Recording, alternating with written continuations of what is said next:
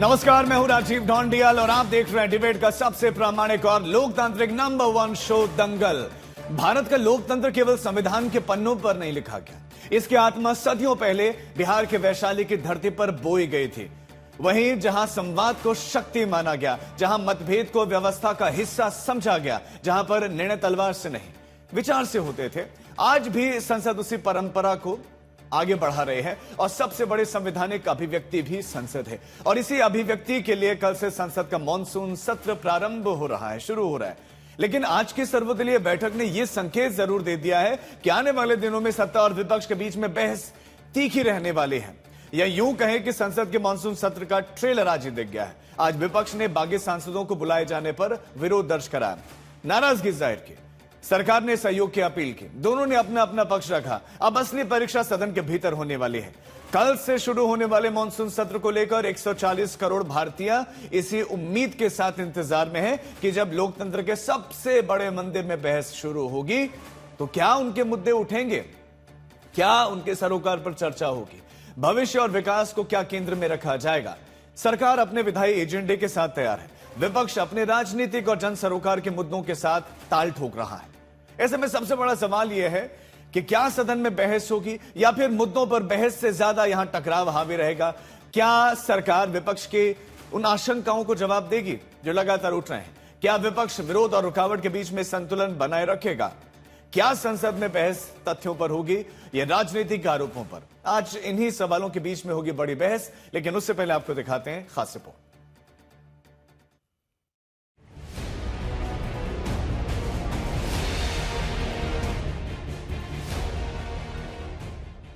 कल से संसद का मॉनसून सत्र शुरू होगा, लेकिन उससे पहले ही आज साफ हो गया कि आने वाले दिनों में सदन का मिजाज कैसा रहने वाला है। जिस सर्वदलीय बैठक का उद्देश्य संवाद का रास्ता तैयार करना था, वहीं से टकराव की पहली रेखा भी खींच गई। टीएमसी ने बागी सांसदों को बैठक में बुलाए जाने पर सवाल उठाए। Have all walked out of the all party meeting in protest because the so-called NCPI, which is an unrecognized party, the strength of the All India Trinamool Congress in the list provided by the table office is shown to be 28 members. These so-called rebel 20 MPs, their merger has not been approved by the speaker. The 20 disqualification petitions are still pending. After the 91st amendment, there is no room for a separate block. So on what grounds did the Parliamentary Affairs Minister extend an invitation to these 20 rebel MPs, and how are they attending this meeting? We have registered our strong protest and walked out as a symbol of our protest. विपक्ष ने 15 minute का सांकेतिक walkout किया, फिर बैठक में लौट आया, यानी विरोध भी दर्ज हुआ और संवाद का दरवाजा भी बंद नहीं हुआ। शायद यही संसदीय लोकतंत्र की सबसे बड़ी पहचान है, जहां मतभेद हो सकते हैं लेकिन संवाद खत्म नहीं होना चाहिए। सरकार तो यही चाहती है। पार्लियामेंट जितना अच्छा से चलेगा उतना ही देश का भला होगा। हम संसदीय लोकतंत्र में रहते हैं और लोगों के द्वारा चुने हुए जो प्रतिनिधि हैं वो अपने अपने बात पार्लियामेंट में रखने का मौका मिलता है और हम अच्छी तरह से जोरदार बहस करें। कोई पार्टी या कोई मेंबर अपना जो भी बात रखना चाहता है पार्लियामेंट में पूरा रख सकते हैं। और एक और मैं विपक्ष के साथियों को कहना चाहता हूं कि पहले में भी पार्लियामेंट को काफ़ी चलाने में दिक्कत आई थी, क्योंकि हंगामा बहुत ज़्यादा हुआ था। हंगामा होने से कोई लाभ नहीं होता है और लोग पसंद नहीं करता है। लोग चाहते हैं कि पार्लियामेंट सुचारू रूप से चले, ये सब चाहते हैं। दरअसल संसद का मॉनसून सत्र 20 जुलाई से शुरू होकर 13 अगस्त तक चलेगा। इस दौरान 19 बैठकें होंगी। सोमवार से शुरू होने वाले सत्र से पहले मोदी सरकार ने सर्वदलीय बैठक बुलाई, लेकिन विवाद की नींव इसी के साथ पड़ गई। काकोली घोष दस्तीकार उन 20 टीएमसी सांसदों में शामिल हैं जिन्होंने national citizens party of India यानी एनसीपीआई में शामिल होने का फैसला किया था। आज जब एनसीपीआई को सर्वदलीय बैठक में बुलाया गया तो वो गदगद नजर आए। और मुद्दे को कौन उठाएगा वो हम सपोर्ट करेंगे अगर ये जनहित में हो। और ऑल पार्टी मीटिंग में हमें बुलाया गया, इसीलिए हम आभार व्यक्त करते हैं कि हमारा जो अलग से हम जुट बने हैं 20 एमपी को, उन्हें सम्मान दिया गया। करीब 3 घंटे चली इस बैठक में सरकार ने अपने विधायी एजेंडे की जानकारी दी। विपक्ष ने अपने मुद्दे सामने रखे। विपक्ष के विरोध के बाद संसदीय कार्य मंत्री किरण रिजिजू ने सभी दलों से सहयोग की अपील की। उन्होंने कहा कि संसद किसी एक दल की नहीं, पूरे देश की संस्था है। 20 लोकसभा सांसदों ने हस्ताक्षर करके लोकसभा स्पीकर के पास नए पार्टी में ज्वाइन करने का और संसद में अलग से बैठने का व्यवस्था के लिए मांग किया हुआ है और ये नियम के तहत है और ये स्पीकर साहब का कंसिडरेशन में है। जब ये स्पीकर साहब का कंसिडरेशन में है और 20 सांसद है, उसको हम वंचित कैसे कर सकते हैं? लोकसभा सबका है, तो इतना 20 सांसदों को हम नहीं बुलाएंगे, ये कैसे हो सकता है? रिकॉग्नाइज करना नहीं करना ये एक प्रक्रिया है। मोदी सरकार का एजेंडा साफ है। सरकार मानसून सत्र में 7 बिल लेकर आएगी, जिनमें 2 पेंडिंग बिल हैं। FCRA विधेयक 2026 और विकसित भारत शिक्षा अधिष्ठान विधेयक 2025 और 5 नए बिल हैं। जन्म और मृत्यु पंजीकरण के नियमों में बदलाव, आयकर कानून में संशोधन, सुप्रीम कोर्ट में जजों की संख्या 34 से बढ़ाकर 38 करने का प्रस्ताव, MSME सेक्टर से जुड़े कानून में बदलाव और राष्ट्रीय सम्मान से जुड़े कानून में संशोधन वाला बिल शामिल है। वहीं राज्यसभा में गृह मंत्री अमित शाह वंदे मातरम से जुड़ा बिल पेश करेंगे। 8 बिल्स का सूची बुलेटिन के माध्यम से सूचना दिया गया है। लोकसभा राज्यसभा सेक्रेटरीट से बुलेटिन निकाल करके दिया गया है। इस 8 जो बिजनेस है, बिल्स है, इसके अतिरिक्त कोई भी अगर हम बिल लाते हैं तो हम फिर BSC में इसका चर्चा करेंगे, हम बताएंगे, हम अपोजिशन पार्टी सबको बता करके बिल लाएंगे। हालांकि विपक्ष ने भी कमर कस ली है। विपक्ष ने भी अपनी प्राथमिकताएं साफ कर दी। राम मंदिर चढ़ावा चोरी, पेपर लीक मामला, महंगाई, विदेश नीति, E20 विवाद जैसे मुद्दों पर सरकार को घेरने की तैयारी है। जो राम मंदिर को लेकर जो चंदा चोरी हुआ है, जिसको लेकर पूरा देश आज दुखी है और एक बहुत ही शर्मनाक, दुर्भाग्यजनक ये विषय है, इसको लेकर सरकार अपनी संवेदनशीलता उजागर करे। और वहीं हम देख रहे हैं कि छात्रों के साथ जो अन्याय हो रहा है और विभिन्न प्रकार के धरना प्रदर्शन देश के अलग अलग कोनों में हो रहा है, सरकार के तरफ से कोई जवाबदेही नहीं, सरकार के तरफ से कोई भी नैतिक जिम्मेवारी लेने के लिए। विपक्ष के तेवर सख्त हैं। यूपी में 2027 में विधानसभा के चुनाव हैं, लिहाजा समाजवादी पार्टी अपने हिसाब से मुद्दे को देख रही है और सदन में बीजेपी सरकार को घेरने का प्लान बना रही है। हाँ बिल्कुल, मैं कहता हूं कि चाहे डिलिमिटेशन बिल हो, चाहे one nation one election bill हो, चाहे देश के अंदर 130वां जो संविधान संशोधन प्रस्तावित है, ये सारे के सारे बिल देश के लोकतंत्र को खत्म करके देश के अंदर संवैधानिक तानाशाही लाने के षड्यंत्र हैं, जिसका हम लोग लगातार विरोध किए और करेंगे। आज की सर्वदलीय बैठक ने कल के मानसून सत्र की एक झलक जरूर दिखा दी है।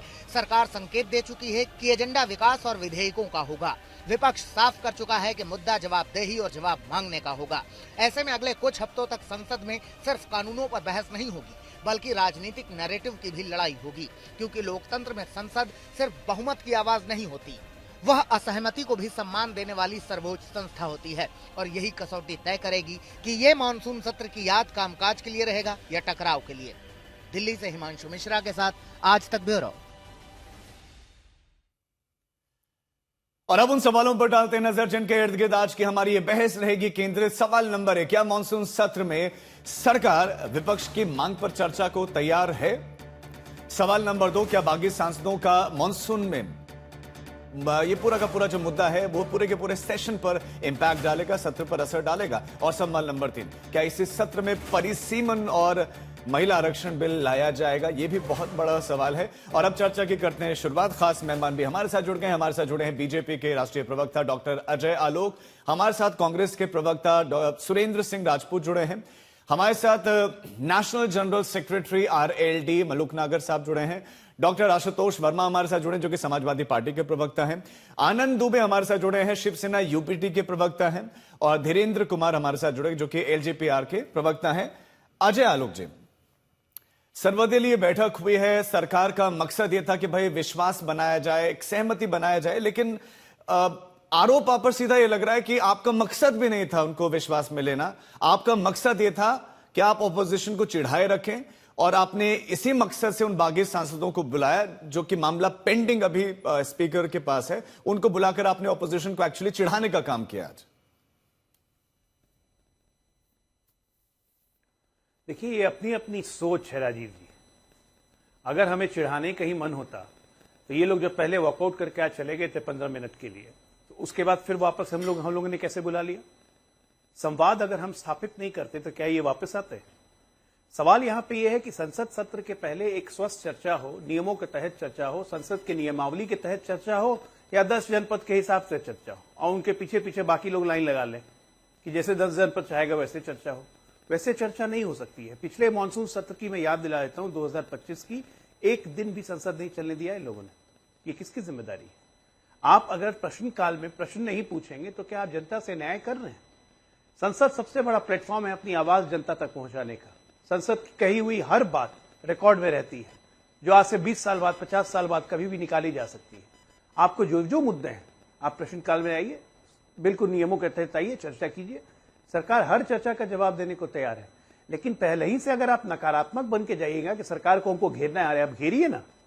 सरकार तो है ही जवाब देने के लिए। सरकार का काम है जवाब देना, विपक्ष का काम है सवाल पूछना। लेकिन सवाल मीडिया में नहीं पूछना चाहिए ना। सवाल जंतर मंतर पे अपने सूझ को खड़ा करके नहीं पूछना चाहिए। सवाल पूछिए संसद में, आंखों में आंख डाल के, बिल्कुल सीधे सीधी, ये क्यों हुआ, ये क्यों हुआ। हम जवाब देंगे। अगर हम जवाब देके हम अपनी जिम्मेदारी से हटे, पूरे देश की जनता हमें देखेगी, चाहे प्रधानमंत्री हो, रक्षा मंत्री हो, गृह मंत्री हो, सबको जवाब देंगे। लेकिन आप भागिए मत, और सिर्फ हंगामा खड़ा करना मेरा मकसद है। अगर इस लहजे में चला तो चल ली संसद फिर से। ठीक है, सुरेंद्र राजपूत जी, आपके सवाल कितने तैयार है? सरकार तो कह रही है कि हम तो पूरी तरह से तैयार हैं, लेकिन आज आपने वॉकआउट कर दिया। अब इस सांकेतिक वॉकआउट क्या होता है? या तो वॉकआउट करिए आप पूरा, या तो फिर आप बैठक में रहिए। इस सांकेतिक क्या होता है? गद्दारों को सर्वदलीय बैठक में बुलाकर अगर कोई आदमी सोचता है कि विपक्ष के साथ संवाद स्थापित कर रहा है या संसदीय परंपराओं का वो बढ़ा रहा है, तो बहुत बड़ी गलतफहमी है। सच बात यह है, जिन गद्दारों के ऊपर अभी तक फैसला बाकी है, उन गद्दारों को आप सर्वदलीय बैठक में बुला करके जो आपने काम किया, उससे अब पता चल जाता है कि सरकार जो है संसद को चलाने के मन में नहीं है, बिल्कुल मन में नहीं। ये तो हम थे 15 मिनट में वापस, क्योंकि हमें संसदीय परंपराओं का ज्ञान है, हमें संसदीय परंपराओं पर विश्वास है, हमें संसदीय परंपराओं पर आस्था के साथ साथ हम चाहते हैं कि देश की जनता इस चीज को देखे, इसलिए हमने सांकेतिक वॉकआउट भी किया।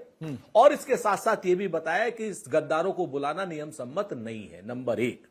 नंबर 2, पिछला संसद सत्र या इससे पहले 12 साल से लगातार पहली बार ऐसा हो रहा है, कभी भी 75 साल के लोकतंत्र में नहीं हुआ, जब सत्ता संसद को स्थगित करे। राहुल गांधी के नाम पर सत्ता संसद को स्थगित करती है, कभी सोनिया जी के नाम पर संसद को स्थगित करती है। और यहां पर तो इतना गजब का काम हो रहा है। भारतीय जनता पार्टी के विद्वान प्रवक्ता साथी हैं हमारे अजय आलोक जी, कहें 10 जनपद के कहने पर इतना डर इनको 10 जनपद से लगता है। 10 जनपद से डरिए मत। 10 जनपद लोकतंत्र की और संविधान मानने वालों की एक जगह है। अब आप आइए, अगर आप सवालों के जवाब देना चाहते तो हमारे सवाल बिल्कुल पूरी तरीके से तैयार है राजीव भाई। हम उन चढ़ावा चोरों को कतई माफ नहीं करेंगे जिनके तार पीएमओ तक जुड़े हुए हैं, क्योंकि पीएमओ ने, प्रधानमंत्री ने और पीएमओ ने स्वयं 1 रुपया डाल करके ट्रस्ट बनाया था, और इस ट्रस्ट ने चोरी की, लूट की, डकैती की और इतना बड़ा महापाप किया कि चढ़ावे की भी चोरी की इन्होंने, जमीनों की भी चोरी की इन्होंने, चारे की भी चोरी की। 84 करोड़ की महंगी जमीन खरीद करके इन्होंने गायों का चारा वहां पर लगवाया, चरी, और जिसमें क्या नाम, मंदिर में गौशाला तक नहीं है। वो चारा किसने चोरी कर लिया, इनके ये सवाल भी हम पूछेंगे। हम ये भी सवाल पूछेंगे कि क्या नाम, आपको विश्व गुरु को विश्वविद्यालय से दिक्कत क्यों है? क्यों जौहर विश्वविद्यालय को आप गिराना चाहते हैं? क्यों आप आजम खान से अगर आपको चिढ़ है तो वो 2500 बच्चों से चिढ़ क्यों है आपको? 40 के 38 ब्लॉक आप गिराना क्यों चाहते हैं? आप नालंदा की तरीके से, नालंदा को तो विदेशी आक्रांताओं ने गिराया था, आप देसी आतंकवादी और आक्रांताओं की तरीके से क्यों विश्वविद्यालय गिरा रहे? हम नीट पर भी प्रश्न पूछेंगे कि क्यों 22 लाख बच्चों का भविष्य आप लोगों ने खराब करने की कोशिश की, क्यों आपके पास 29 लाख पद खाली पड़े हुए हैं लेकिन आज तक आप उनको भर नहीं रही हैं, क्यों रेलवे के तमाम 5 लाख पद के आसपास आपने खत्म कर दिए, स्क्रैप कर दिया आपने, मिलावटी पेट्रोल आप क्यों बेच रहे हैं जिससे लोगों की, गिग वर्कर्स की, मेडिकल रिप्रेजेंटेटिव्स की, सेल्स रिप्रेजेंटेटिव्स की जो पुरानी गाड़ियां हैं वो खत्म होती जा रही हैं, उनका माइलेज खत्म होता जा रहा है, उनका क्रैंक, उनका इंजन, उनका शाफ्ट सब खत्म हो जा रहा है। क्यों आप जो है ये जो आप जौहर यूनिवर्सिटी के बाद आप आ जाए सीबीएसई के बच्चों का क्यों आप उस पे लगे हुए हैं, और क्यों आप जो है वांगचुक के अनशन से आपने उसको जबरदस्ती उठाया जबकि वो लोकतांत्रिक तरीके से अनशन कर रहे हैं, क्यों धर्मेंद्र प्रधान का इस्तीफा नहीं? सुरेंद्र जी, काफी लंबी सूची हो गई आपकी। मैं चाहता हूं अजय लोग जल्दी से 30 सेकंड में जवाब दे दीजिएगा, फिर दूसरे मेहमानों के पास जाऊंगा। क्या आप खुद नहीं चाहेंगे कि आप इस बार संसद चले, आप विपक्ष के ही सहारे हैं कि इस बार हंगामा कर दें ताकि सोनम वांगचुक, नीट, राम मंदिर चंदा चोरी, E20 रुपए की गिरती वैल्यू, मतलब एक लंबी सूची है इस बार आपके सामने जिन पर आपको जवाब देने पड़ेंगे नहीं तो? बिल्कुल, एकदम सारे प्रश्न पहले से स्पीकर महोदय के सामने डाल दीजिए, नियमावली की तरह आइए, एक एक चीज लेंगे। लेकिन बड़ा आश्चर्य हुआ मुझे सुरेंद्र भाई, चारा चोर के साथ बैठ के मीट बनाते हैं आप, मटन खाते हैं आप, अब बोल रहे हैं कि हमने चारा चोरी कर लिया। रजिस्टर्ड सजा याफ्ता चारा चोर के साथ घूमते हैं आप, जब हमें सवाल हम पे पूछ रहे हैं तो ऐसे सवाल पे तो उठेगा ना। मंदिर चढ़ावा चोरी डायरेक्टली अब सुप्रीम कोर्ट मॉनिटर कर रही है, एसआईटी अपनी जांच भी सुप्रीम कोर्ट में सौंपेगी, सवाल आप हमसे पूछ रहे हैं। जितने सर्टिफाइड चोर थे सब जेल की हवा खा चुके, बाकी बचे हुए कोई बचेगा नहीं, आप हम पे सवाल पूछ रहे हैं। 10 जनपद कब से लोकतंत्र का जननी हो गया भाई? हाई कमांड और लोकतंत्र की जननी हो गया। सोनम वांगचुक से अभी तक तो आप कह रहे थे कि हमारे कोई संबंध नहीं है, श्रीमान राहुल गांधी जी कभी मिलने नहीं गए वहां पे जंतर मंतर में, बलि का बकरा बना के उनको बैठा दिया, पूछ रहे हैं कि सोनम वांगचुक को उठा क्यों लिया? दिल्ली हाईकोर्ट के निर्देश पे गए हैं भाई साहब, अस्पताल उनको ले जाया गया है, हमने नहीं उठाया। अब बोलिए कि हाईकोर्ट की बात नहीं माननी चाहिए थी, करने देते हैं उनको अनशन। ऐसे बेवकूफाना सवाल आप पूछना बिल्कुल पूछिए, लेकिन नियम के तहत पूछिएगा, संसद में उसका भी जवाब मिलेगा। टीवी पे मैं दे रहा हूं, संसद में हमारे संसदीय कार्य मंत्री या कोई अन्य मंत्री देगा, लेकिन नियम के तहत, ये माई वे और हाईवे नहीं। इसलिए ठीक है, आप कह रहे हैं कि नियमों के तहत जवाब दिया जाएगा। ठीक है, मैं लौटता हूँ एक एक करती हूँ, कई सारे मेहमान हैं, सबके पास एक एक करके चलते हैं। चलो 5 सेकंड में ही, लेकिन सुरेंद्र जी 5 सेकंड, सिर्फ 5 सेकंड दे दीजिए मुझे सर। दे दिए 5 सेकंड। बिल्कुल। जाहिल लोग दूसरे को बेवकूफ कहने में, अपने आप को जाहिल कहलवाने में कहीं ना कहीं शायद शर्म नहीं महसूस करते, गर्व महसूस करते हैं। और चारा चोर जो हैं आज की डेट में अयोध्या में बैठे हैं। चंपत राय ने 84 करोड़ की जमीन खरीदी थी जिसमें गाय का चारा लगवाया और मंदिर में गौशाला नहीं लगातार। तो चारा चोर तो भाजपा वाले हैं, चारा चोर भाजपा वाले हैं, चारा चोर संघ वाले हैं और चारा चोर विश्व हिंदू परिषद वाले हैं। ये थेथराई करने से काम नहीं चलेगा। अपने चारा चोरों को बचाओ मत। इन लोगों ने जो पाप किया है, 60,000 साल मल के कीड़े बनेंगे। 60,000 साल मल के कीड़े बनेंगे। 5 सेकंड लिया था आपने, 5 सेकंड से ज्यादा हो गया। ठीक है, दूसरे मेहमानों के पास भी चलते हैं।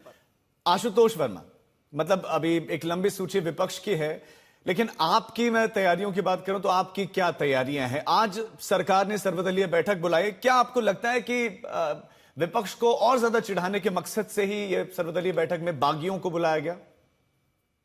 धन्यवाद राजीव जी। राजीव जी, आपने अपने वक्तव्य में बात बहुत साफ कर दी कि ये पहली बार ऐसा हो रहा है, और पहली बार नहीं, हम लोग देखते रहते हैं कि भारतीय जनता पार्टी इस बार चौतरफा घिरी हुई है और वो खुद चाहती है कि किसी प्रकार से संसद का मानसून सत्र ऐसे वैसे टाल दिया जाए, क्योंकि हम जानते हैं कि समाजवादी पार्टी की तैयारी मजबूत है और हम सरकार के एजेंडे से ज्यादा जनता के जो मुद्दे हैं उसको उठाने की तैयारी कर रहे हैं। हम जानते हैं कि 2 महीने से ज्यादा का समय हो गया है और राम मंदिर चोरी पे अभी तक प्रधानमंत्री के मुंह सिए हुए हैं। उनकी हिम्मत नहीं हो रही है कि वो इस देश के 140 करोड़ श्रद्धालुओं की आस्था की चोरी पे चू भी नहीं बोल पाए। उनको पता है कि एसआईटी के नाम पे एक चोर पुलिस का आपस में गेम खेल रहे हैं, खुद ही चोर बन के खुद ही पुलिस बन रहे हैं। वो जानते हैं कि Samajwadi party Indian national Congress के राहुल गांधी और मल्लिकार्जुन खड़गे का प्रधानमंत्री के नाम लिखे हुए पत्र के पीछे मजबूती से खड़ी हुई है। तो हम सही है कि भारतीय जनता पार्टी खुद भागना चाहती है और उसी के वजह से इन्होंने ये काम किया है। हम इंतजार कर रहे हैं कि डीमिलिटेशन की बात करें, और हम डिमिलिटेशन को डेमोक्रेसी का बुलडोजर हम तैयार कर देंगे, क्योंकि जब तक जातीय जनगणना नहीं होती ये डिलिमिटेशन का बिल इस देश में नहीं आ पाएगा। समाजवादी पार्टी इसका विरोध करती है। ठीक है, जहां तक बाकी चीजों की बात है, सोनम वांगचुक की बात है, समाजवादी पार्टी अपनी प्रतिबद्धता दे चुकी है और भारतीय जनता पार्टी के लोग चुपचाप बैठे हैं। ये वही लोग हैं जो अन्ना हजारे के आंदोलन के साथ में पीछे खड़े होके यूपीए गवर्नमेंट के ऊपर तीर चला रहे थे। खुद दिवंगत नेता अरुण जेटली और सुषमा स्वराज ने सदन में खड़े होकर बोला कि हम उनके साथ में खड़े हैं, और उस समय प्रधानमंत्री जो मोदी जी जो आज प्रधानमंत्री हैं, उस समय जब चीफ मिनिस्टर थे, खुद अन्ना हजारे के समर्थन में पत्र लिख चुके थे। तो आज सोनम वांगचुक कैसे दुश्मन बन गए? मुझे लगता है भारतीय जनता पार्टी इन सब सवालों से भागना चाहती है और खुद सदन नहीं चलने देना चाहती है। इसके लिए इधर उधर के बागी सांसदों को करके बुला के एक अलग तरीके से बना रही है और हम उसका विरोध करेंगे। ठीक है आशुतोष। मलूक नागर साहब कि इस बार विपक्ष इतने सारे हैं ऑपोजिशन के कि वो ये कह रहे हैं कि इससे बेहतर है कि हंगामा ही हो, और हंगामा हो तो सारे के सारे विषय एक तरफ रह जाएंगे। राजीव जी, संसदीय परंपरा और संसद में प्रश्नों के पूछने का और फीड करने का तरीका 14 दिन पहले, क्योंकि मैं सांसद रहा हूं, ऑनलाइन फीड किए जाते हैं। तो सो कॉल्ड इंडिया गठबंधन की सबसे बड़ी पार्टी कांग्रेस और उसकी साथी पार्टियां क्या बताएंगी कि क्या इनके कितने एमपीओ ने ऑनलाइन प्रश्न फीड करे हैं, जिससे कि ये सिद्ध हो सके कि ये संसद चलना चाहते हैं या नहीं चाहते हैं। दूसरा, अभी हमारे साथी आशुतोष जी ने कहा, वर्मा जी ने, कि ये किसी भी तरह चाहते हैं कि संसद चले। अगर ये संसद चलाना चाहते हैं तो कल सुबह 11:02 पे पता लग जाएगा, क्योंकि जब प्रश्नकाल शुरू होता है 11 बजे से 12 बजे तक, तो देश के किसानों के, पिछड़ों के, दलितों के जो 14 दिन पहले प्रश्न आए होते हैं उन पर चर्चा होती है। अगर ये खड़ा होके हंगामा करेंगे तो इसका मतलब, मल्लुक नागर जी, मुझे ये चीज समझ नहीं आ रही कि ऑपोजिशन को हंगामा करने में क्या फायदा है। मतलब उनको तो प्लेटफॉर्म मिल रहा है, वो अपने सवाल वहां से पूछेंगे, उनको क्या फायदा हंगामा करके या सदन को स्थगित करके, उनको क्या फायदा होगा? राजीव जी, आपने इतनी जोरदार बात पूछी है कि मैं बिल्कुल सैल्यूट करता हूं। अगर सो कॉल्ड इंडिया गठबंधन आपस में ही लड़ती है, जब भी देखो, या चुनाव में किसी भी प्रदेश में देख लो, आपस में ही लड़ती है, एनडीए से लड़ ही नहीं पाती है। यहाँ टेलीविजन में आप पार्टी को लिया हो भी, और ओवैसी साहब की पार्टी को लिया हो, आपस में लड़ने लगेंगे। तो जब ये आपस में ही लड़ते हैं और एनडीए से लड़ने के लायक ही नहीं है, तो संसद में मेरे साथ जब मैं देखता था कांग्रेस की सीटें खाली पड़ी रहती थी, तो संसद की तैयारी नहीं करेंगे तो संसद में ये करेंगे क्या? हंगामा ही करेंगे, देश के लोगों के खिलाफ काम करेंगे, गरीब पिछड़े दलितों के खिलाफ काम करेंगे। जो किसानों को, दलितों को, पिछड़ों को राहत मिलनी चाहिए संसद में, उस राहत को रोकेंगे। देश की जनता की गाढ़ी कमाई का पैसा जो कई करोड़ रुपए एक घंटे का जाता है, जो करीब 60 करोड़ के आसपास एक दिन का जाता है, और एक एमपी को 20 लाख के करीब लोग चुन के भेजते हैं, वे उनके 20 लाख लोग अधिकृत करते जाओ हमारे बिहाफ पे, देश की संसद में देश के लिए, देश के लोगों के लिए काम करो। तो ये उन 20 लाख लोगों के भी मानव अधिकारों का हनन, और जो एमपी काम करना चाहते हैं, एनडीए के सारे एमपी काम करना चाहते हैं, हम सब लोगों के मानव अधिकारों का हनन करते हैं। आप इन्हीं से देख लेना, कल 11:05 पता लग जाएगा। हंगामा करेंगे तो संसद नहीं चलने देना चाहते। ठीक है। आनंद दुबे जी, मतलब मलूक नागर जी कह रहे हैं कि आप लोग आपस में इतना लड़ रहे हैं। आपसे मैं पूछना चाह रहा हूं कि क्या इस बार ऑपोजिशन एकजुट है? क्या आप लोग संगठित हैं? और क्या आपके तो अब बचे भी सिर्फ 3 ही हैं, तो क्या मतलब आप उन सिस्कियां कोई सुन रहा है ऑपोजिशन वाले आपकी? राजीव जी नमस्ते, सभी को सादर प्रणाम। जब हम चावल पकाते हैं तो चावल का एक दाना जब अपने हाथ में लेते हैं तो उससे महसूस होता है कि चावल कैसा पक रहा है। उसी प्रकार सरकार की इरादे क्या है, उसकी नीयत क्या है, उसकी मर्जी और मनसा क्या है, ये पहले दिन पता चल जाता है। अब आप सोचिए कि मानसून सत्र कल से शुरू होने वाला है। हमने, हमारे नेताओं ने चिट्ठी लिखी थी लोकसभा अध्यक्ष जी को कि हमारे यहाँ से 6 लोग बागी होकर गए हैं, हमारी बात बिना सुने हुए उनका उस पार्टी में विलय मत करिएगा जिसमें वो चाहते हैं, क्योंकि वो हमारे नाम पर चुन के आए हैं, हमारे चुनाव चिन्ह पे चुन के आए हैं। लोकसभा स्पीकर ने हमें समय तक नहीं दिया और उनको विलीनीकरण का इजाजत दिया। उसी प्रकार टीएमसी ने कहा होगा कि हमारी भी बात सुनना, लेकिन एक नया दल इस देश को मिल गया, एनसीपीआई, जिसका नाम तक इस देश की 90% से ज्यादा आबादी को नहीं पता। खैर, हमें तो सबने मारा है, किस किस का नाम लूं हम, हमें सब किसी ने मारा। हमें चुनाव आयोग ने मारा, हमें गवर्नर साहब ने मारा, हमें सुप्रीम कोर्ट मार रही है, तारीख पे तारीख मिल रही है। 2022 का मामला था, 2026 आ गया।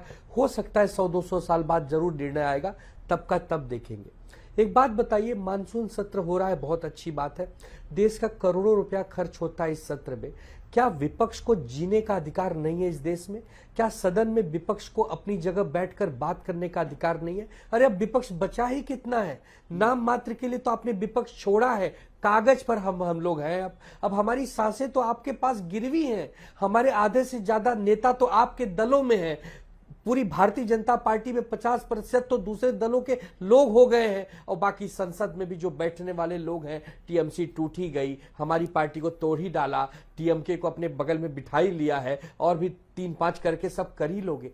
जो करना है करो, कोई बात नहीं। आज ताकत आपकी है, सत्ता आपकी है, बल आपका है, लेकिन कम से कम अगर विपक्ष ये कह रहा है कि चलिए महंगाई पे चर्चा हो जाए, चलिए राम भगवान के मंदिर के दान पात्र के चोरी वाले विषय पे चर्चा हो जाए, चलिए नीट का पेपर बार बार क्यों लीक हो रहा है उस पर चर्चा हो जाए, और भी बाकी विषयों पे चर्चा हो जाए। ये इथेनॉल वाला पता नहीं कौन सा नया विवाद आ गया, इससे क्या होगा क्या नहीं होगा तो भविष्य में वैज्ञानिक बताएंगे, लेकिन चलो एक चर्चा हो जाए। तो चर्चा की बात करने में हम दोषी हो गए। फिर मुलुक नागर जी, अजय आलोक जी, धीरेन्द्र शास्त्री जी कहेंगे, देखो भैया देखो, विपक्ष वाले तो बड़े बेकार हैं, इनकी तो इच्छा ही नहीं है, इनको तो फायदा होता है सदन। बताइए, विपक्ष मर रहा है, घुट रहा है, और विपक्ष कोई फायदा होगा हंगामा करने से? ठीक, मैं अजय लोग आपके पास लौटूंगा, लेकिन एक रिएक्शन धीरेन्द्र जी से, क्या आपने विपक्ष का क्या हाल कर दिया? आनंद दुबे जी की आप सुनिए ना, वो क्या क्या कह रहे हैं, क्या हाल कर दिया आप लोगों ने ऑपोजिशन का, किसी पेपर में रह गए कह रहे हैं। विपक्ष की कितनी इज्जत हम लोग करते हैं इसका मैं उदाहरण देता हूं। कितनी संवेदनशील सरकार है कि इन चिंताओं से, जिस चिंताओं से ये अपने आप को परेशान दिखला रहे हैं, उन चिंताओं से हमारी सरकार ने तुरंत 9 दिन के अंदर में एग्जाम को रद्द किया, सीबीआई की जांच दी, दोषी जेल में। अब उन मुद्दों का सारा समाधान मेरी सरकार ने कर दिया। अब इनके पास बचा कुछ नहीं, तो बाहर में उछल कूद मचाना चाहते हैं। ससमय री एग्जाम करवाया, परिणाम ससमय आया।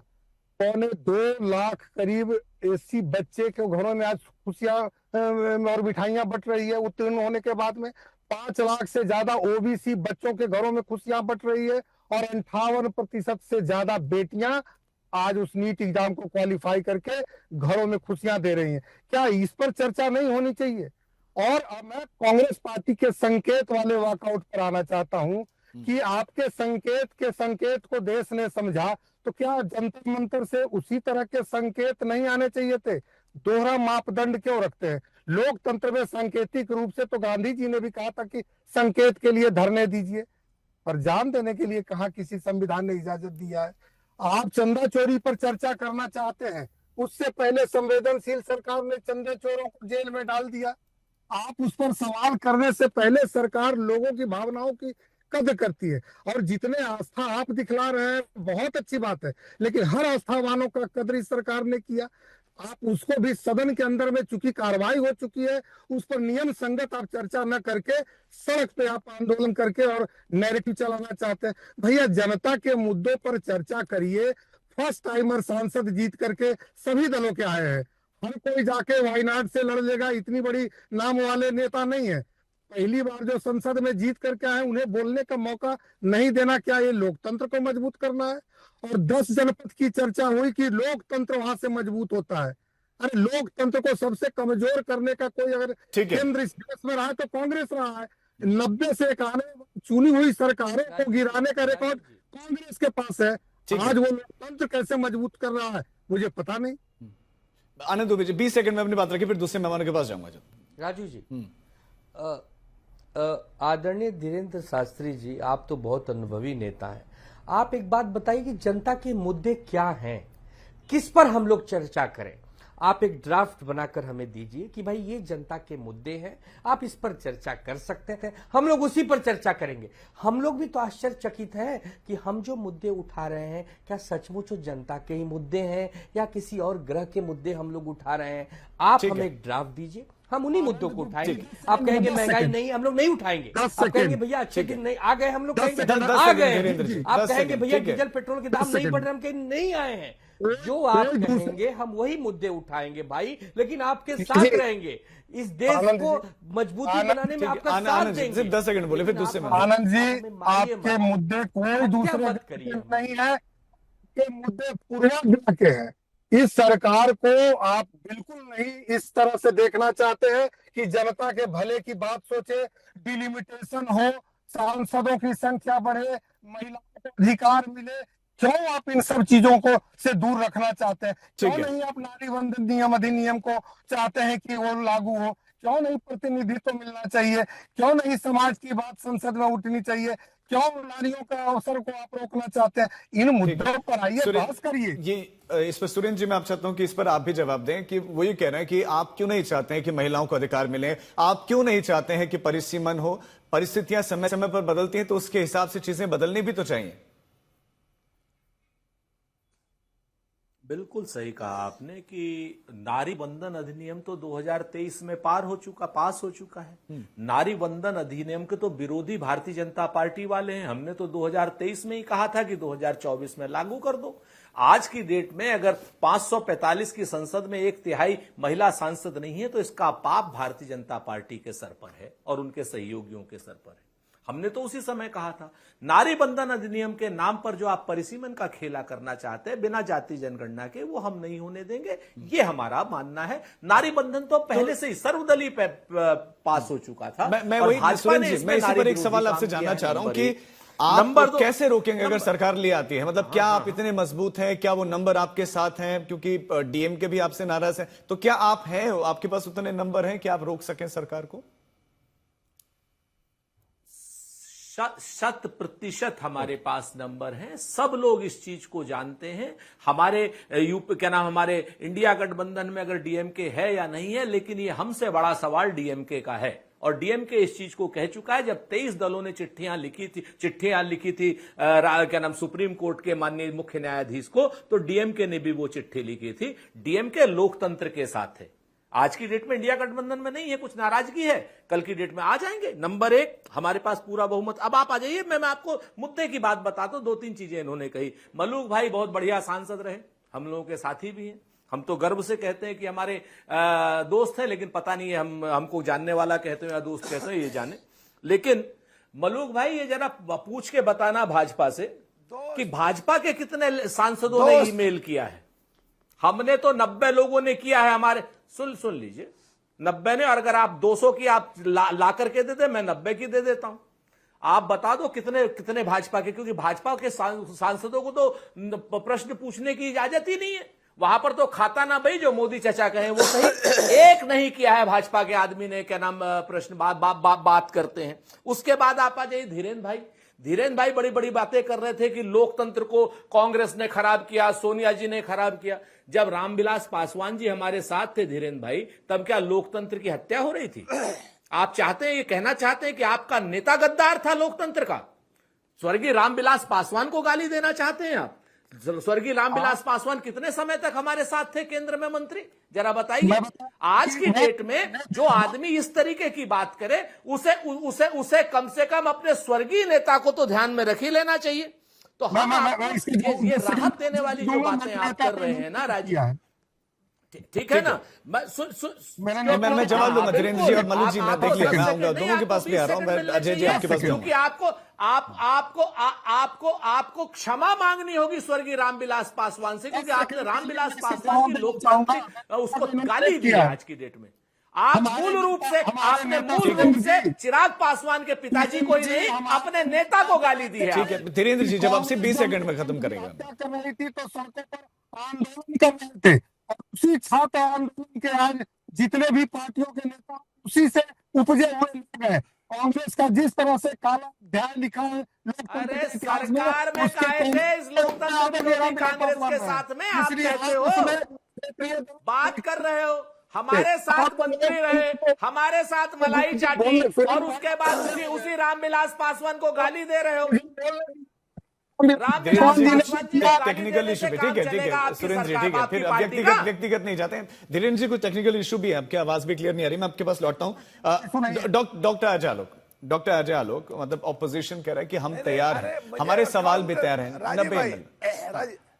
चलिए मल्लुक नगर जी, हाँ बोलिए। काउंटर जी, एक तो ये कह रहे हैं, मैं कह रहा हूं 100% एनडीए का एक भी एमपी ऐसा नहीं है जिसने क्वेश्चन ना डाले हों, और ये सो कॉल्ड इंडिया गठबंधन के दिखा दें अगर आधे भी हों तो हम मान जाएं कि वाकई ये विपक्ष। वो तो कह रहे हैं कि 90 तो सिर्फ कांग्रेस ने किया है। दोस्त मानते हैं, सुनो ये कह रहे हैं कि दोस्त मानते हैं या जानने वाले मानते हैं। समय तारीख जवाब जवाब जवाब जवाब जवाब ले जवाब ले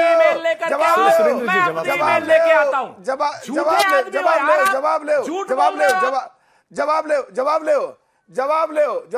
जवाब ले।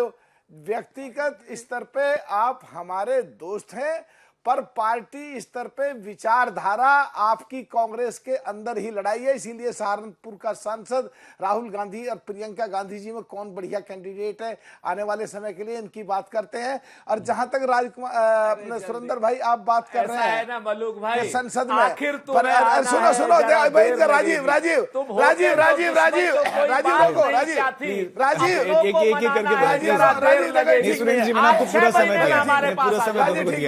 10 सेकंड में कंप्लीट करें, बहुत देर से नहीं गया। हाँ देखिए, जहां तक बात है इनका परिसीमन पे विरोध करने का, 147 करोड़ लोगों में से 73.5 करोड़ में से 283 लेडीज को अगर हम लोग देश की संसद या विधानसभाओं में उसी अनुपातिक तौर में लाना चाहते हैं तो सो कॉल्ड इंडिया गठबंधन, सबसे बड़ी पार्टी कांग्रेस, उसका सबसे बड़ी परिवार गांधी परिवार, 2 लेडीज और दोनों की दोनों एमपी, और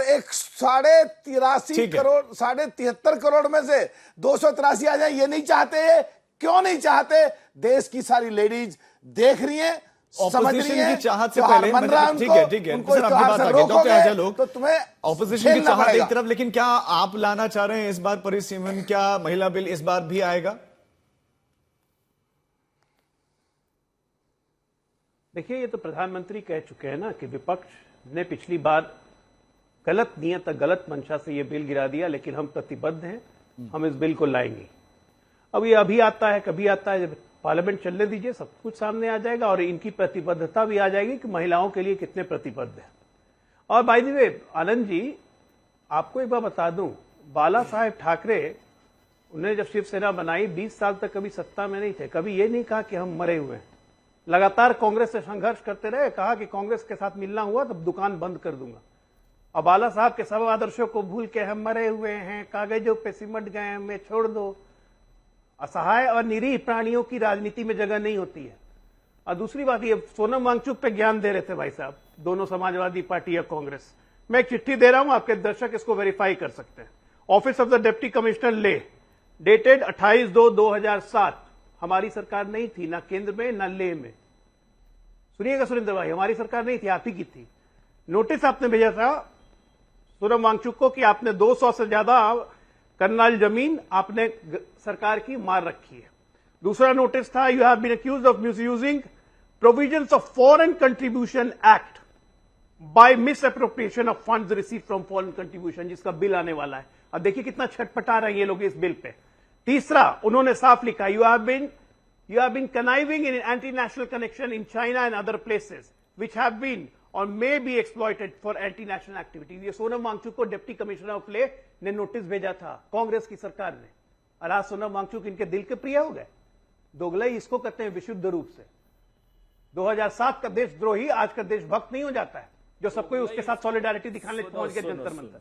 अरे एजेंडा पे आप लोग चल रहे हैं, मुद्दा आपके पास खत्म हो चुका है, कोई बात करने को नहीं है।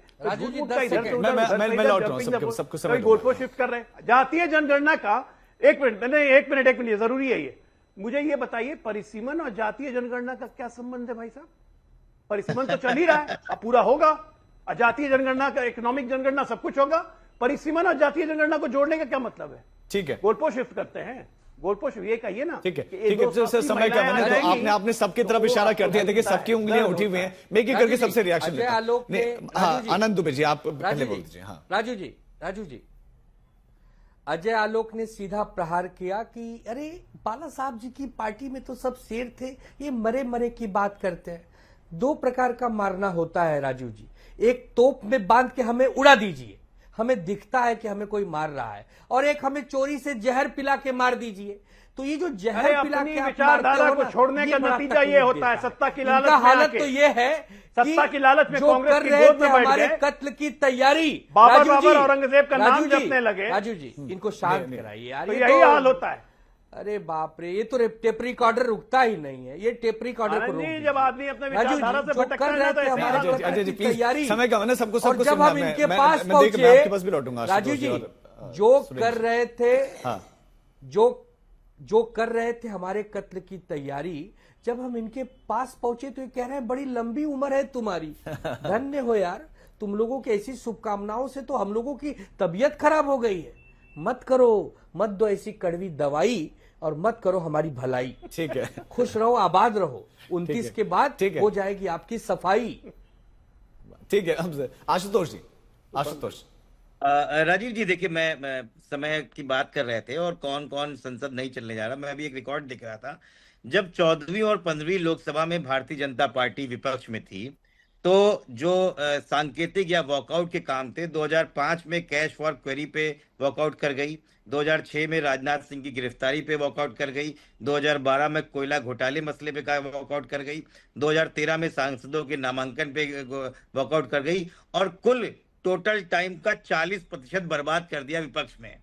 अब जब भारतीय जनता पार्टी सरकार में है तो विपक्ष में 16वीं लोकसभा में 21% बर्बाद किया था, 17वीं में 23%, और अभी जो 18वीं लोकसभा है उसमें मात्र 28% हुआ है। तो कौन संसद नहीं चलने दे रहा है, वो उसकी बात अभी क्लियर हो गई है।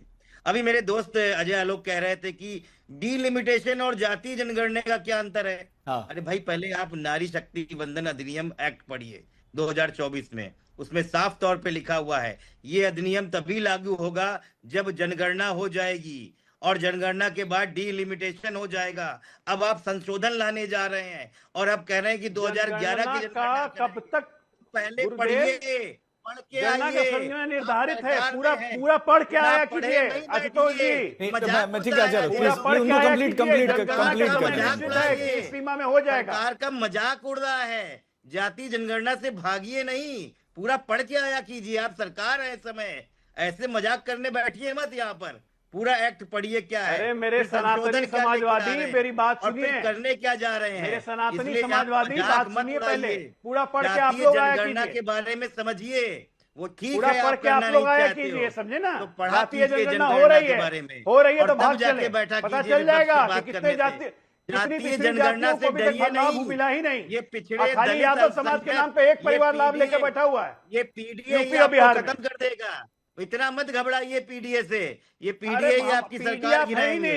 आप है पक्का धूर्त आदमी, सोच कब तक चलेगी? पक्का धूर्त आदमी जो आप लोग हैं, मनुवादी पक्का धूर्त आदमी सरकार चलाएंगे। 20 सेकंड में कंप्लीट करेगा आशुतोष जी, फिर मैं सुरेंद्र जी आपकी उंगली भी देख रहा हूं, मलूक जी आऊंगा आपके पास भी। सरकार गिराएंगे, दलित आपकी सरकार गिराएंगे, अल्पसंख्यक आपकी सरकार गिराएंगे। आप तैयार नहीं कीजिए और पढ़ के आया कीजिए, तब बैठा कीजिए। सपने देखने में कोई हर्ज नहीं। सुरेंद्र जी आप भी कुछ इसमें ऐड करना चाह रहे हैं? मैं अजय एक साथ ही ले लूंगा जवाब, एक साथ आपसे जवाब लूंगा। सुरेंद्र जी आप इसमें कुछ ऐड करना चाह रहे हैं? दो तीन चीजें। अभी तो धीरेन्द्र भाई को अगर ये सांसद बना देते रामविलास पासवान की पार्टी से, तो हम कहते परिवारवादी नहीं है। अरे खुद चाचा, ताऊ, जीजा, साला, सास, सबको तो आप सांसद बनाए हो और एमएलए बनाए हो, और रामविलास पासवान की पार्टी और कह रहे हो परिवारवाद पे आप समाजवादी पार्टी को आरोप लगा रहे हैं। शर्म की बात है धीरेन्द्र भाई, आपको अगर सांसद बना देते तो हमें दिक्कत नहीं थी, हम अच्छा लगता। दूसरी बात आप अजय आलोक जी 2007 डिप्टी, अरे कितने दोगले लोग हैं भाई ये लोग। एक डिप्टी कमिश्नर को कह रहे हैं कि ये सरकार है, आज की डेट में डिप्टी कमिश्नर को तो छोड़ दीजिए, पूरी भारतीय जनता पार्टी कह रही है कि वो चाइना का एजेंट है, पाकिस्तान। शर्म नहीं आती इन लोगों को? उसी चाइना के एजेंट और उसी वो तो आपसे सपोर्ट मांग रहे थे ना, आप तो नहीं गए, आप जंतर मंतर तो नहीं गए। अरे सुनो यार, आप सुनिए ना, मेरी बात तो है, आप जंतर मंतर जाके सपोर्ट तो नहीं दे रहे। विषय है, अच्छा, आप इस पर आइए ना। काहे को दाएं बाएं जा रहे हैं? अब परेशानी क्यों हो रही है कि जब आप खुद जिस आदमी को कहते हो और उसी आदमी का साथ लेते हो, उसी आदमी को नरेंद्र मोदी गलबैया करते हैं, उसी आदमी को अमित शाह गलबैया करते हैं, वही आदमी आपके साथ खड़ा होता है, तब तो वो विदेशी एजेंट नहीं होता। आज की डेट में जिस तरीके की आप अमानवीय हरकत कर रहे हो, ये अमानवीय हरकत किसी के भी साथ होगी, भले ही हमारा दुश्मन है, कल की डेट में अमानवीय हरकत अगर नरेंद्र मोदी के साथ होगी तो हम उसके साथ भी खड़े मिलेंगे। इस चीज को जान लीजिए। अब ये चूंकि वो अलग विषय है, फिर आप पर भी आरोप लगता है ना कि बाबा रामदेव के साथ क्या, कि मैं उस पर नहीं जाना चाहूंगा। ठीक है मल्लुक नागर जी, जल्दी से आप। डोनाल्ड ट्रंप के सामने हम नरेंद्र मोदी को भी कहते हैं, हम नरेंद्र मोदी को भी कहते हैं, डोनाल्ड ट्रंप के सामने खड़े हो जाओ। इनको रोको ना, पहले इनको तो रोको। देखिए अभी आशुतोष जी ने कहा कि वॉकआउट कर देते थे। वॉकआउट सुनो, वॉकआउट करना अलग बात है और संसद ना चलने देना अलग बात है। हंगामा करके गैर मर्यादित भाषा, गैर मर्यादित एक्शन और जो अध्यक्ष जी के आसन पे जाके बिल्कुल संसद की परंपराओं को तोड़ के संसद ना चलने देना, किसानों के मुद्दे, पिछड़ों के मुद्दे, अकलियतों के मुद्दे, मुसलमानों के मुद्दे, साफ कह रहा हूं, उनको आप चाहते ही नहीं हो उनका भला हो, ताकि सरकार कुछ उनके लिए काम कर सके। या देश की संसद के आदेश पारित होकर सरकार उसे एक्शन में ला चुके। असलियत में पिछड़े, दलित, किसान, अकलियत सबके खिलाफ काम करोगे आप अगर संसद नहीं चलने दे रहे। कल 11:02 पे पता लग जाएगा। मल्लुक जी चूंकि आप तो गठबंधन में है, मैं आपको एक बार टीएमसी में रखता हूं कि मान लीजिए कि अगर यही चीज आपके सांसदों के साथ होती, वो बागी होते, एक दूसरे गुट में जुड़ जाते और उनको इस तरह से बुलाया जाता, आमंत्रित किया जाता, जबकि मामला पेंडिंग है, आपको कैसा लगता है? क्या ये चिढ़ाने वाला कदम है या नहीं? आप चिढ़ते कि नहीं? व्यवहार में खुशियां मनाते हैं, तब मल्लुक जी होली दिवाली मनाते हैं। उनको जवाब दे, बिल्कुल सीधा सवाल है। रोको रोको रोको रोको रोको। एक उधार की राज्यसभा में बागी कौन होता है? एक संवैधानिक, रोको नहीं टोको, व्यवहारिक और संवैधानिक। देखो इन्हें पता है कि मैं इन्हें पता है मैं बजाऊंगा इनको, इसलिए कूद रहे बीच में। व्यवहारिक और संवैधानिक। व्यवहार में जब देश की जनता को लगता है हमारे लिए कुछ काम नहीं कर रहे, देश की जनता ने जो बदलाव जो पश्चिम बंगाल में करा तो सांसदों ने भी करा, व्यवहारिक में साफ। और संवैधानिक, जो संविधान की क्लॉज 10 के पैरा 4 के अनुसार 2/3 अगर आ रहे हैं तो संवैधानिक है। चिढ़ते क्यों है, लड़ते क्यों है, रोते क्यों है? ये देश के संविधान से चलो, लेकिन अभी फैसला नहीं आया ना। अगर संवैधानिक है भी, फैसला तो आया नहीं। दलितों के लिए काम करो। ये बलजबरी कहते हैं इसको, अतिक्रमण कहते हैं इसको, अपहरण कहते हैं इसको, तानाशाही कहते हैं इसको, अहंकार कहते हैं इसको। ठीक है, किसी के घर में जाके ताका झाकी मत किया करो। धीरेन्द्र जी, ठीक है, मैं आनंद जी आपके पास लौटूंगा। धीरेन्द्र जी बहुत देर के बाद जुड़े हैं फिर से हमारे साथ। धीरेन्द्र जी बहुत सवाल थे आपकी तरफ। अपनी नाकाबिलियत को ये स्वीकार कैसे करें कि इनकी पार्टी बेकार हो चुकी है? धीरेन्द्र जी को सुन लेते हैं। धीरेन्द्र जी, जो सवाल मैंने मल्लुक जी से पूछा था, यही सवाल आपसे भी, कि मतलब आपकी पार्टी में भी हमने एक बार टूट देखी है, मतलब आप अपने आप को रखिए ना वहां पर कि आपको छोड़कर, आपको चिढ़ा कर गए और उसके बाद सामने वाला आपको इस तरह से चिढ़ाए, तो क्या मतलब ये कष्ट देने वाला नहीं है? और क्या मंशा पर सवाल नहीं खड़े करता कि आप नहीं चाहते हैं कि चीजें स्मूथली चले मॉनसून? राजीव जी मैं उसका भी जवाब दूंगा, लेकिन सुरेंद्र भाई बड़े विद्वान है, पहले तो मैं उनके सवालों का जवाब दे दूं। चूंकि नहीं दूंगा तो ये बेताल की तरह चढ़े रहेंगे। मैं कह रहा हूं कि आपने रामविलास पासवान जी की चर्चा करी, आपने जब काले ये किए थे लोकतंत्र के हत्या, वो काला दिन रामविलास पासवान जी स्वर्गीय मेरे नेता, संस्थापक और तमाम आज के नेता सभी लोग आपके खिलाफ में सड़कों पर थे और व्यवस्था परिवर्तन की बात हुई थी। और आप लोगों ने ना सिर्फ रामविलास पासवान जी का विरोध किया, बल्कि बाबा साहेब का भी विरोध किया। संविधान आज हाथ में लेकर के चलते हैं, लेकिन उन्हें सरकार में भारत रत्न देने तक का काम नहीं किया। उत्तर प्रदेश में दलितों पर अत्याचार सरकार में हमारे साथ थे, वही रामविलास पासवान वहां पर नहीं जाते, उनके आंसू पोंछने। पासी पासवानों के साथ जुर्म कर रहे हैं सपा के गुंडे, आप उनके साथ वहां पर बैठ के कौन सा सामाजिक न्याय की बात उत्तर प्रदेश में कर रहे हैं मेरे भाई? आप देखिए जिस तरह से कब लोकतंत्र को देखिए, मुझे बोलने दें सुरेंद्र भाई